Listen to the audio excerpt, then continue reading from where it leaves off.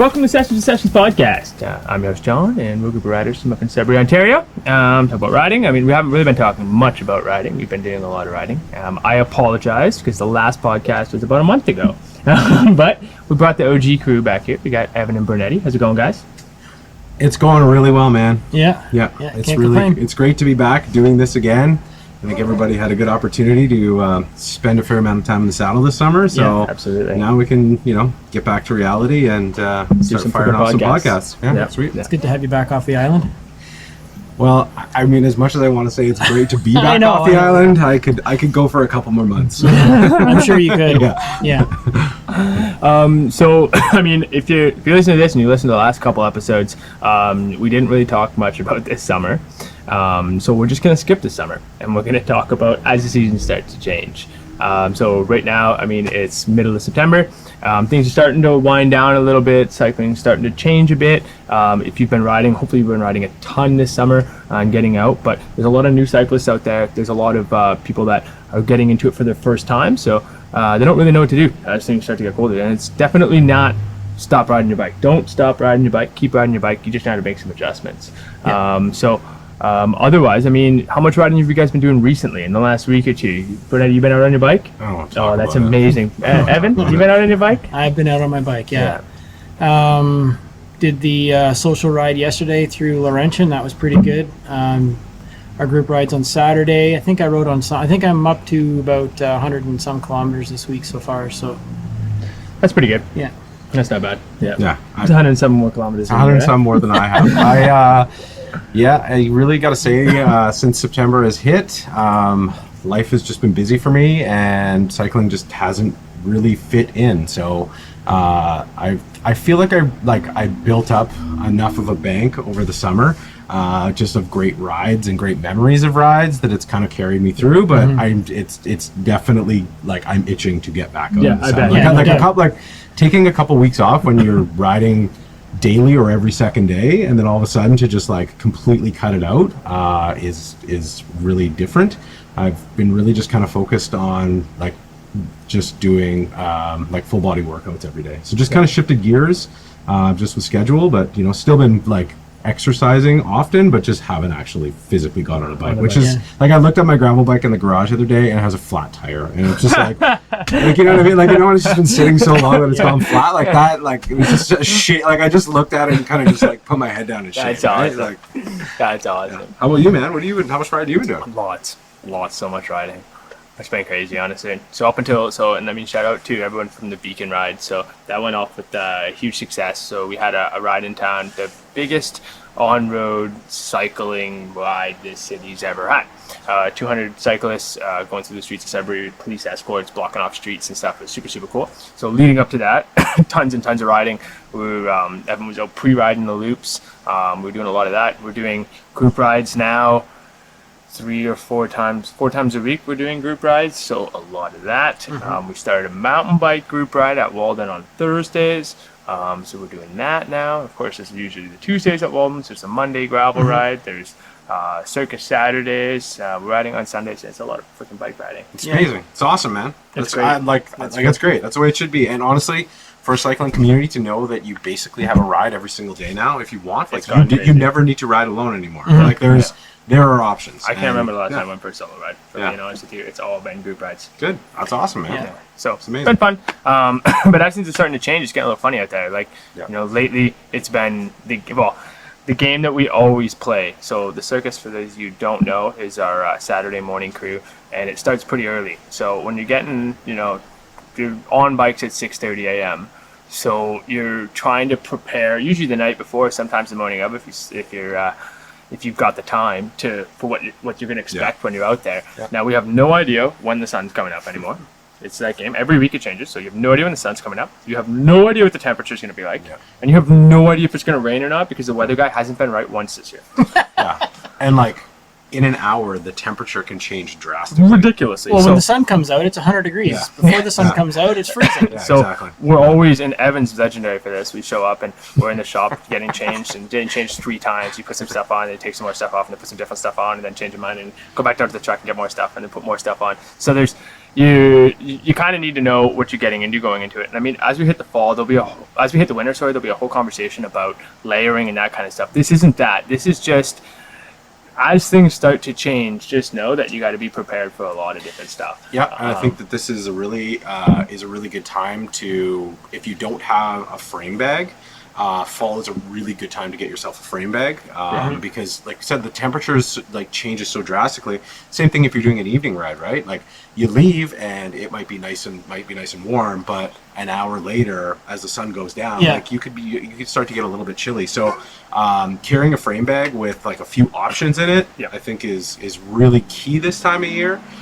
Because the temperature fluctuations are super rapid and basically every time you ride. If you're riding like gravel, this is the time of year you really want to have pocket jerseys. Yeah. Right? Those two do really good. On mountain bikes, it's so difficult. You're just going to overshoot it. You're going to get, every time you're going to go out, it's going to be frustrating. And like, they'll have that 1 in a dozen ride that you'll actually make it work. But like, for the most part, you're going to find yourself in the parking lot taking layers off and figuring that stuff, which is just remember that when you go out, you're going to get warmer as you go. Yeah. So talking about clothing there quick, I mean, we'll dive into that. Like, for what's your go-to, Evan, for like this time of year? What are you bringing with you in your bag up to the ride?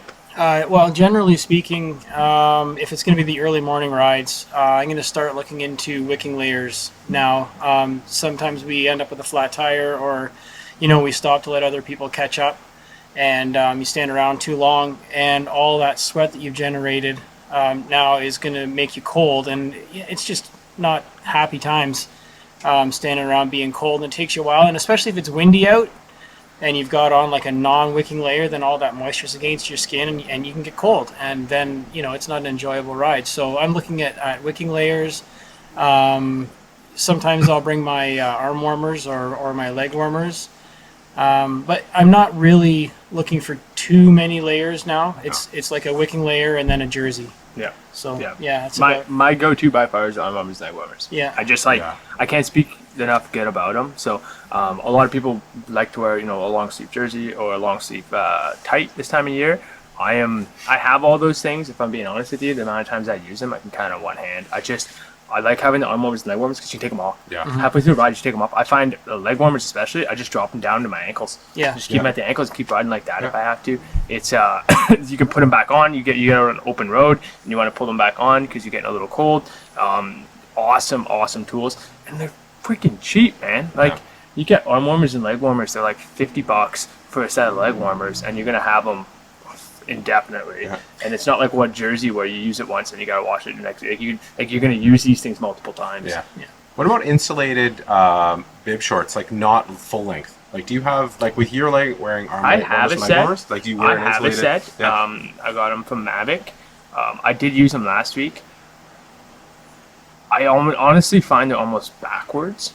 Like, I honestly find anything that's closer to my core, I don't need as much. Yeah. Right? Like the arms because your arms, especially when you're stretched out on your gravel bike going down the highway. Like we were riding last week on Saturday, and I looked down at my arms and they were like red because you could see they're just like.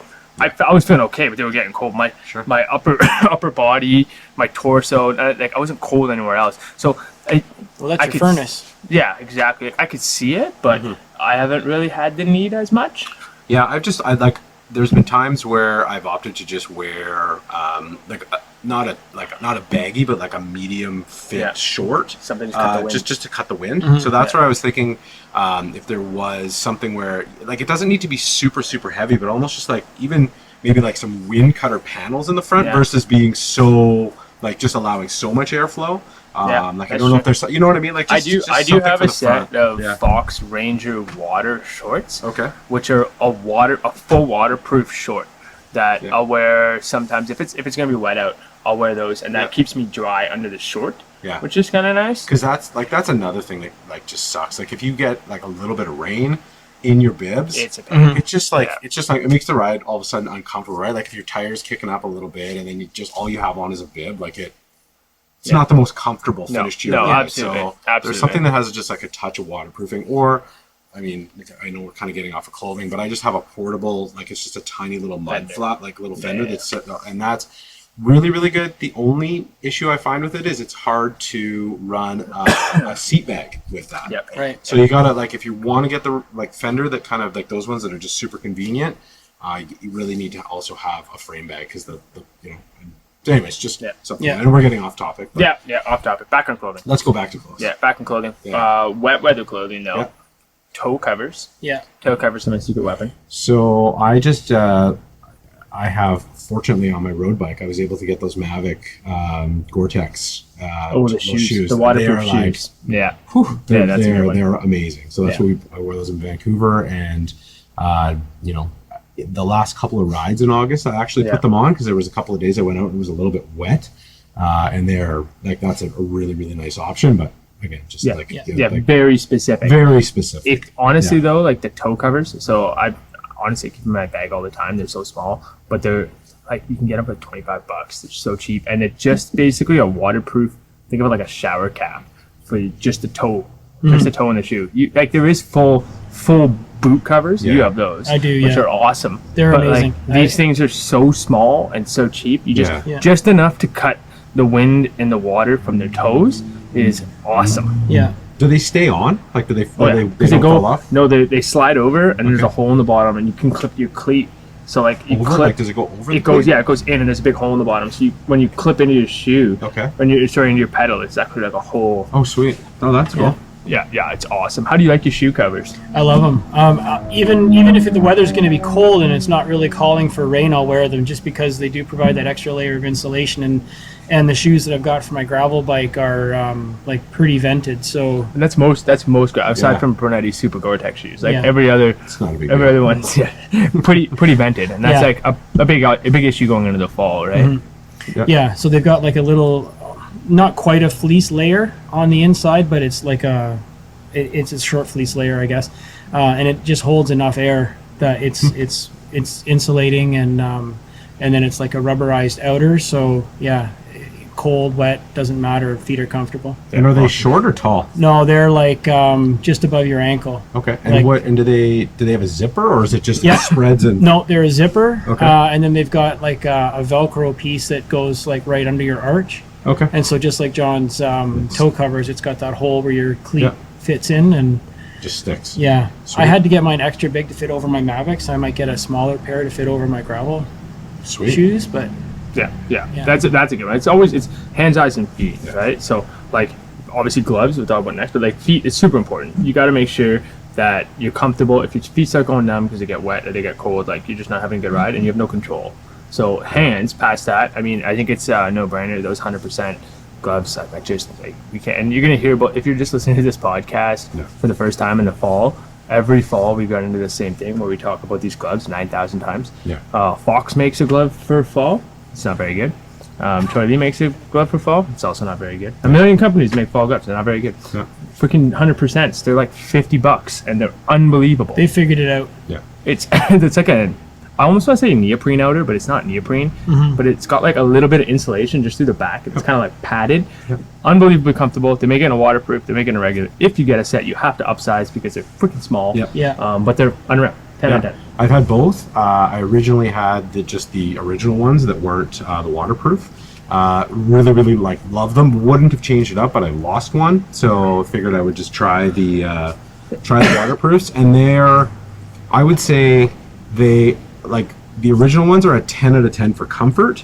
Yeah. The waterproofs are an 8 out of 10 for comfort, but 10 out of 10 for functionality. Yeah, exactly. They're stiff, right? Yeah, they're stiff. Like they're just not as, and they don't breathe as well, obviously, as the non-waterproof ones.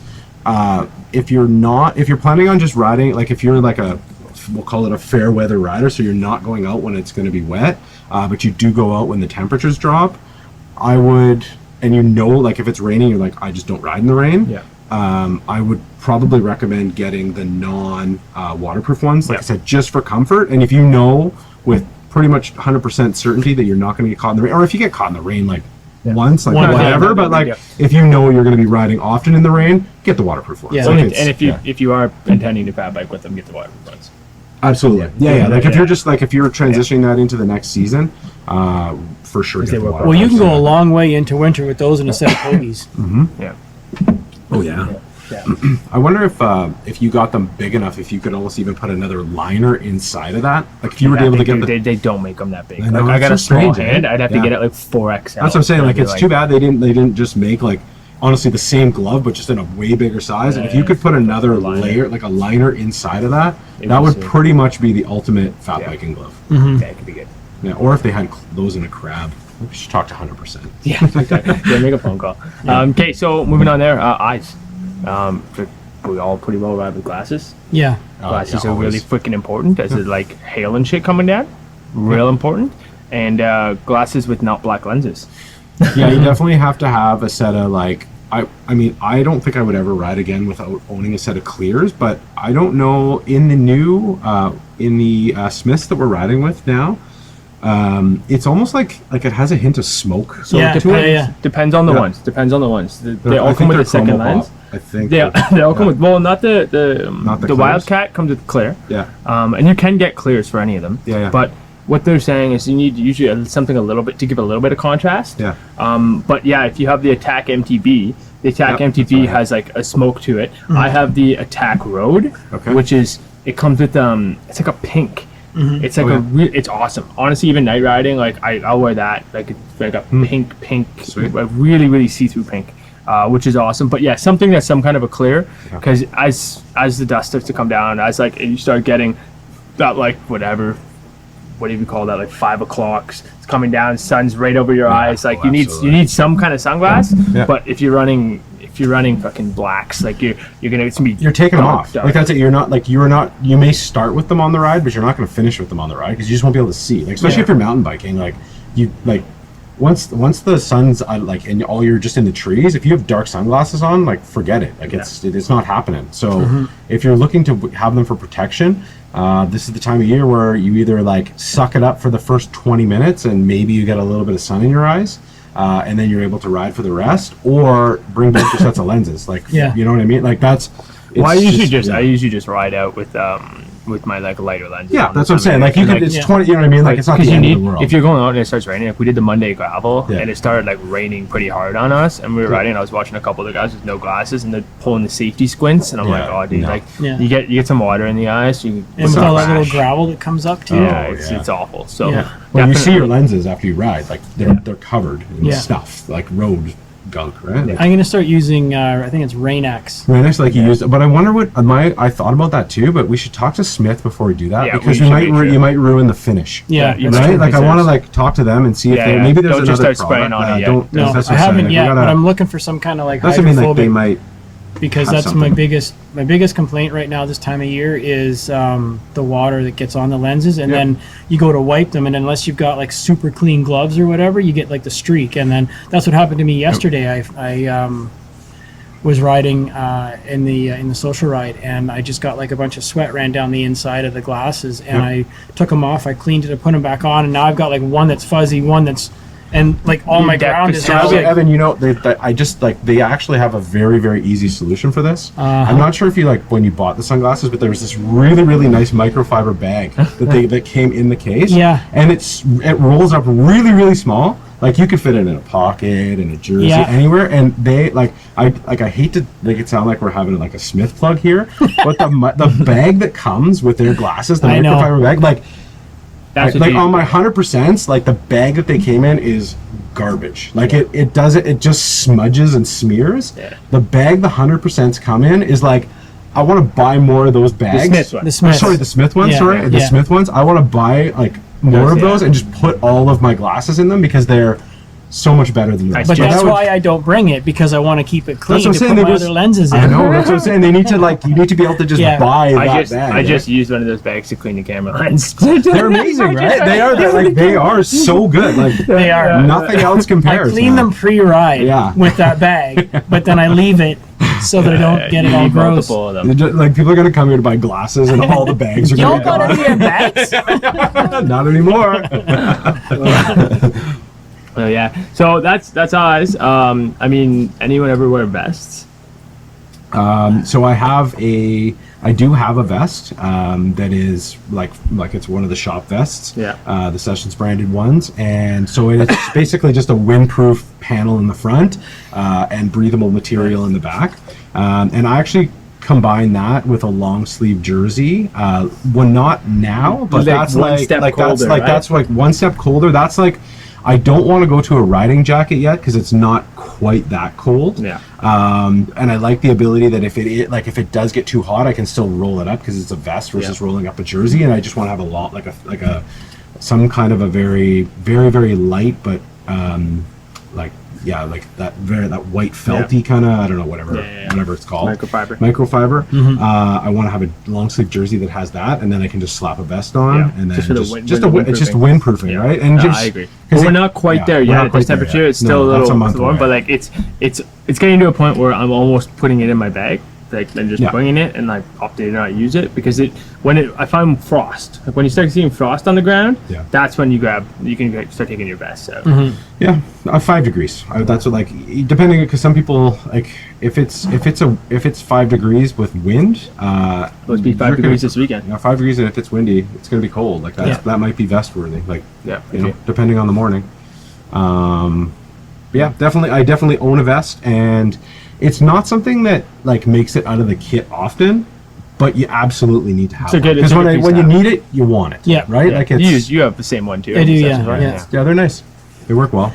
Yeah, I use it pretty much exclusively with whatever combination after Thanksgiving. It's kind of like there you go. That's a good way to look at it. Yeah, it's good. Out comes the turkey, out comes the vest. Yeah. Can't fit it around. That's right. I like it. It's got a little extra in the front. It's not race fit.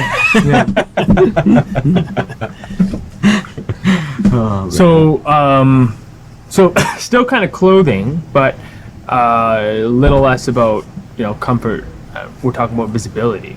So as light starts to come down. So before we do that, can I just, one piece I wanted to mention, I think it's really important, is now's a good time of year because you still are getting the sun coming down, where it's really nice to have a cycling cap. Cycling caps. But they also have cycling caps that have like a bit of an ear flap on them. Flaps. So it's a bit of a colder weather cycling cap. Like I have the Castelli ones that I use exclusively in the summer that are just really, really light, so they still breathe a lot. And then it's nice to have a couple that are maybe a little bit warmer, and then it's nice to have one, like I said, it's a full insulated one, because it's like for fat biking, I like to have something that's like even a little bit thicker than that. So it's just like, and you wear that and just your helmet.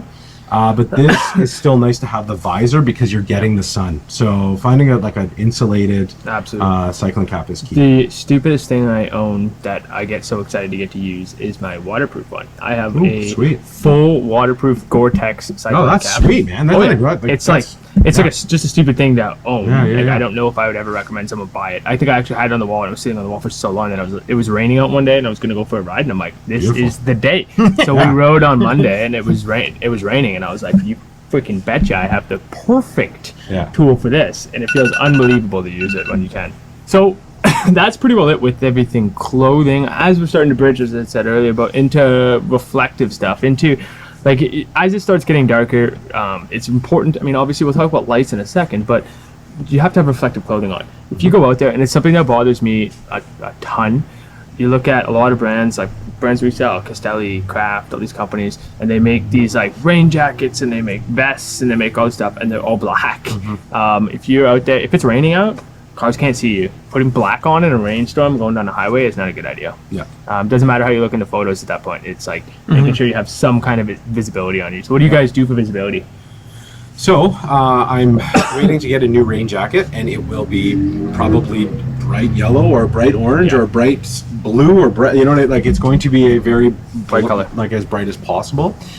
Historically I had one that was black with red shoulders, but it's time for a new one. So but I always, like I said, I think most cycling shoes now have some type of reflective, like there's something reflective on it, and most of the longer, like full length, pants, like a bib pant, will have something on there that has some reflective stitches on it.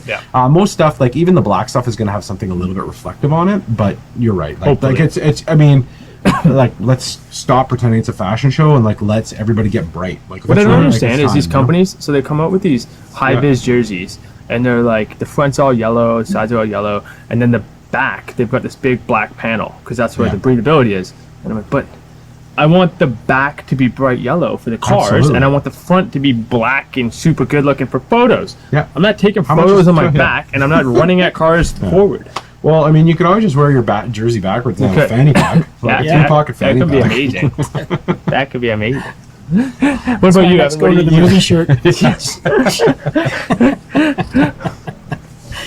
Yeah, I start wearing tights when it starts getting colder and darker, and my tights have like reflective stuff up the back to the calf. My shoes don't have any reflective stuff, but then I've also got that big chartreuse or whatever yellow Yeah. Castelli jacket that I'll wear too. So, yeah, I try and stay. And then again, lights, but we'll talk about that later. Yeah. And then like white helmets. Like, we're Yeah. all riding pretty well white helmets. And Yeah. stuff that stands out, right? Like, you don't want to look like pavement. And as unfortunate it is, right? Like, it's this Sessions kit is like black and yellow, which is pavement. So you just want to keep yourself from looking like pavement if you can. Right? The Sessions I camera. had someone bring that up to me the other day. They go, yeah, it's like your kit looks like pavement. They're like, I can't. I'm not. I need something high vis. I'm like, that makes sense. Yeah. That does make sense. So the circus kits do not look like pavement. This is No. true. That's The the move. circus There you kits are go. very Oh, have high I got an idea for you, sir? Yeah. How do you feel about looking like a clown? Okay, so lights. I mean, like, that's the thing. At the end of the day, like, this time of year, you should have a rear light. Doesn't really matter even what time you're riding. If it's if there's any chance that you're going to be out there late, if there's any chance you're going to get lost, if there's any chance that it's going to start getting darker, you need to have that rear light with you. You should honestly have the rear light with you, even if it's not, just as a precaution. Well, anytime you're on the road, but this time of year is mega important. I think everyone here is all using the same rear tail light. So you can I present got the new Varia. Yeah, so explain to people what the Varia is if people haven't heard about it yet. Sure, okay. So if you've never heard us ever talk about this thing called a Varia, it is essentially a rear tail light that also has radar built into it. So that radar will connect to your cycling computer or to an app and will tell you essentially what's going on behind you. So as a car approaches, it's going to beep and show you the car getting closer to you, and then once that car is past you, it beeps again. Screen goes green, so that you're good to go. So it has, like I said, it's a regular tail light that's actually smarter than a normal tail light because it'll use different modes. So if you're riding in a group, in order to save power, if it recognizes that other people have Varias, it'll go into a peloton mode, so it'll go into a different blink pattern, and the person who's at the rear of the pack, theirs will be really bright and like pumping a different pattern, whereas everybody else's, because they're riding with other riders, sort of right, you don't need a super bright light blinking in your face. It actually dims the light and goes to a very slow cycle. So if you are somebody that's riding in a pack often, like we are early in the mornings, I appreciate that everybody else is riding Varias, right? Because otherwise you can tell the guys that don't have the Varias, because it's this thing that's like hammering you in the face with light, versus all the guys with Varias that are just it's like, I can see that there's a bike there, but it doesn't need to be the one that's right? The guy at the back is the only guy that needs to be super bright. So and then this year, with my wife starting to ride, I moved my Varia over to her, and I tried the new Varia, the 7 Series, which also has a camera built into it, which we weren't really sure how that was going to go, but maybe we're gonna have to clip some footage out of that for maybe for the Circus Instagram account, because there's some real beauties in there. So the camera captures video in 1080, and it also captures sound. So when we rode Beta Bay, I have like a few hours of just shenanigans that it captured, and just other rides, and then there's an app that's attached to it, so you can change all the settings, like if you don't want audio or if you want it to record anyways, there's just a lot of functionality with it. So really happy with it so far, like compared to the other ones. I was like, I don't know, how much do I really need? But now that I see like a lot of the things that are potentially, and when you're riding out with your buddies and stuff like that, if you see a guy that's like, you could like I got Logan, I was like, get a good giver, you know what I mean, like getting a good pose, and right on your like Garmin head unit, there's just like a take picture button. Oh no! So like I can just like snap pictures of what, so I can do stills or video. I can it gives me the option to cut a section, so if something funny happened and it was like it just happened, I can just in real time cut that into its own separate little video. Wow. So there's just a lot of there's just tons of cool little things that you can do with it. But at the end of the day, it's about safety, and having that thing is the safest thing that you can put on your bike. Yeah, so absolutely. so I have that, and this is actually going to be my first winter using the Varia front light, which That'll be also connects through, like, again, to your head unit, but it's more about, it changes the brightness as it gets lighter out. So it's bar mounted or or I can convert it and use it as a headlight. So That's it has cool. double functionality, and again, it's all linked up, so I can all the different controls. I can control everything Everything's right from my super head. Well, you know what I mean. Like, you don't want to have to be taking your head unit off and like bang it. Like, I can do everything from my Garmin head unit. Like, it controls all the functionality of the headlight and the tail light. That's awesome. Yeah, so it's just like little things that make riding way more convenient. And if you're doing a lot of it, little things like that get annoying. Like, it doesn't seem like it's a big deal. You're like, oh, well, like, what's the big deal? But like, if you're riding often and you just, like, you're mid-ride and you want to adjust something, instead of having to stop, pull off your helmet, figure things out, like, you just, like, it's all right there, right? And the thing is, you can do that kind of stuff while you're out riding if you know there's no cars approaching you from behind. Yeah. Right? Because you have a unit that's like, I know that there's no cars behind me, so I'm like, you have a little bit more freedom to kind of, like, you know, because if you're playing with your head unit, like, you're not keeping a straight line, it's right? hard But to, like, you know, at the same time, you can do that kind of it's, stuff. Right? it's You're a better safe. way to know. It's like having your rear view mirror, right? It's a the Varias are awesome, the front and the back. You're using the rear one too. Yeah, I am, yeah, but not the that's video. pretty well. I think any light's good. Like, you want to have a blinking light. You want to make sure your lights are rechargeable. Don't buy ones with little button batteries because they die on you all the time. At the very worst possible time. Obviously. Like, Yeah. Get yourself a rechargeable one. But if you can get yourself into a Varia, it is definitely the way to go. Front lights, the Varia, Garmin makes a front light as well. But I'm using just like right now it's the Gemini, like their Atlas Road, and it works well. Okay. Evan, you're using pretty well only a helmet light, right? Yeah. It's a Gemini also. I don't know which model it is. Duo? It's the single. Oh, you have the some- Olympia. I have the single one, Yeah. not the double. I may upgrade this year. It's time. Yeah, I think so. The double is like next level, man. For Well- like winter, like for night riding on a Yeah. fat bike, like, I ride behind. like, it's just Yeah. lighting out. Yeah. If I ride in front of anybody I get like a shadow now. Yeah, 'cause My the light's guys not strong behind- enough. Yeah. You got shadow, you got headlight envy. Yeah, I do. Yeah. Can't see a goddamn thing. So yeah, that's kind of lights, guys. Just make sure you have them, right? Make sure you have lights. Make sure you have something reflective out there. It's really, really important. So yeah, and I mean, even if it's like, I mean, I think it's important to have a front light and a back light all year. And I can say, like, the Garmin one, I've got a lot of comments from people that I just, like, if I see, like, I run into somebody as I'm out riding, they'll be like, that light that you have on your bike is so bright, because it's a blink, right? So like, it just set, like, you just set it to a blink mode, Yeah. and they're like, I can't believe how far back we could see you. yeah, Right? So just like little things like that. I mean, if you like riding bikes and you want to ride bikes often, like, safety's kind of a big deal. Like, I think it's just like, if people are like, whatever, like, well, like, I don't want to get hit by a car. Like, I want to enjoy myself while I'm out. I want it to be an afterthought. So a small investment in your safety in order to just feel that level of comfort. Yeah. It's a bit of a no-brainer, right? Yeah. Like, just like, you buy it once and it's there, and then you never have to think about it again. yeah. Nope, absolutely. I'm with you. Okay, that's it for lights. Last Yeah. thoughts. Okay, so last thing I do want to hit on real quick, guys. So some changes on your bike. So you've got your kit all settled. You got all that stuff. This time of year, the ground's wet. Stuff's kind of lifting up out of the ground. There's lots of crud on the side of the road. Sean Browse figured this out not that long ago. Slick tires on gravel bikes is kind of like that season's coming to an end. If you have a treaded tire, it's time to pull it out. Same thing goes on a mountain bike. I have a set of fall tires I put on my mountain bike. I run an Assegai on the tire on the front instead of a DHR or so DHF. And like your cornering is so much better. Just be prepared. Like as you're getting out there, there's gonna be a lot of wet spots in the trail.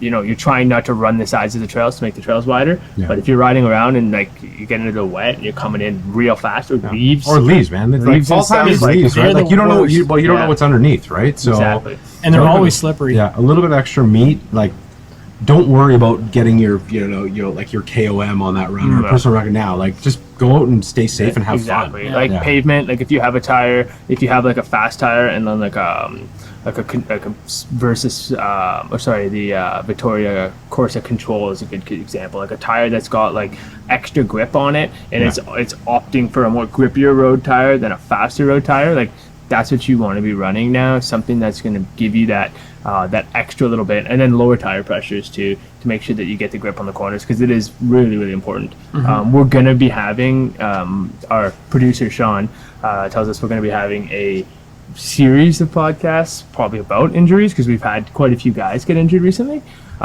So talking about that and ways to recover, but a good way to not get there is make sure you have all the right stuff on, and make sure that you have the right tires on your bike. It's the podcast of shame. Like, they all should be ashamed of themselves.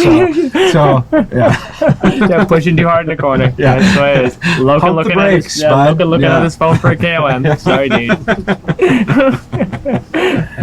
But yeah, other than that though, guys, I mean, I guess that's kind of it for our fall riding. Any other last thoughts? Or no, just I guess like this time of year is what's the service schedule look like for getting starting to get finally almost not half bad. Okay. We were like 2-3 weeks all summer. Now we are like 2-3 days. So Sweet. That's pretty good. It is a good time of year, guys. I mean, you're going to hear us like constantly talking about 50-hour service intervals on forks and shocks. So if you're hearing this for the first time, if you've had your bike for 4 or 5 years and you're hearing about service intervals for suspension the first time, it's time to get it in. Maybe time to think about it. Most riders, that's twice a season. So if you've never done the seals on your fork, it is a good time to do that. We're fully stocked on seals. So it's a good time of year. Most people aren't riding as much as they were midsummer. So if you can, instead of midsummer, you don't want to make an appointment to get your bike fixed 2 weeks later. Like you can get your bike in here, have it done over a day or two, and then get your bike back pretty easy. So if you are looking to get your service done, give us a ring. We're starting to switch over to some fall stuff. We're starting to get some skis in at some point, but we will be a bike shop year round, and we'll be fixing bikes year round. So we'll have guys doing that full time all winter. Excellent. Cool. Well, that's it, guys. Awesome. So thanks to everyone for listening. Make sure you guys like and subscribe. You guys noticed that there'll be no video in this one, and that's because our memory card was full. I blame Sean, because Sean wasn't here to check our memory card. He's our new producer, so we can thank Sean for the hard work, but also thank him for the no video. Great first podcast, Sean. Second podcast. The first one was not that bad, but it was a month ago. So we are hopefully back on a regular schedule, but I said that last time and I was totally lying. So you will find out after this one. Thanks, guys. Have fun out there. All right. See ya.